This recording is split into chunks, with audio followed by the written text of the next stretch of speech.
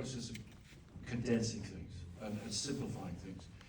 And I've read the book a couple of times over the years. I'm not that knowledgeable about it, but my feeling in watching both films, in particular this film, is that this was actually an act of exploring a little further and burrowing into the complications and embracing those and world building beyond even what's in the book, I think.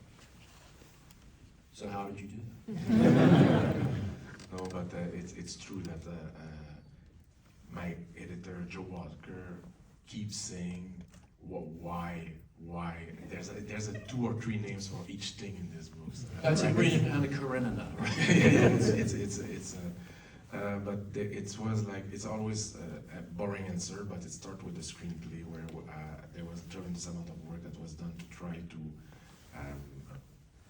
create as much cinema and not falling too much into exposition and trying to, let's say that the first movie there was a lot of exposition, but this one I tried at my best. A good example of that is the opening sequence where you have I tried to refresh the memory of the audience just with the camera, establishing all the characters, the dynamics, who is the enemy, who are the good guys, the technologies involved, the limitation of the enemies, just by trying to do that with the custom design, the fight behaviors, the way the Fremen use nature as a strength, all that, and I try to keep that spirit through the adaptation. But it's true that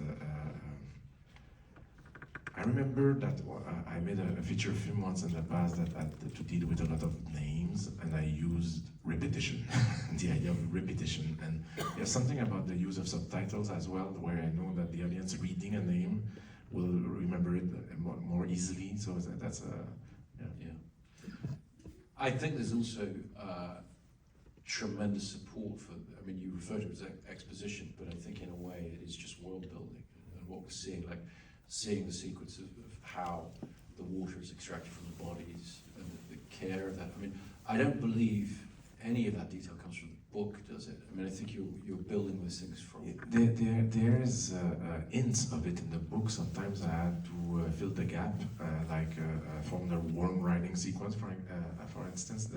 Herbert explained to us that they use a thumper, this device that creates a rhythm that will attract the worm. There's the hooks that will help the Fremen to rise a part of the skin so it exposes a surface of the worm that it wants to protect. So that's why the worm doesn't, anyway, etc. Things like that. But it doesn't explain actually how you jump on a worm and how you ride the worm. So I had to go with my own theory, trying to figure out I will bring that to the screen, and then to try to. I did like a seminar to my crew how to ride a worm and how we will actually do it. And there was a big silence because it involved a tremendous amount of time. I didn't want to compromise, but it's true that I tried. The book was the Bible, but I was trying to fill the gap here.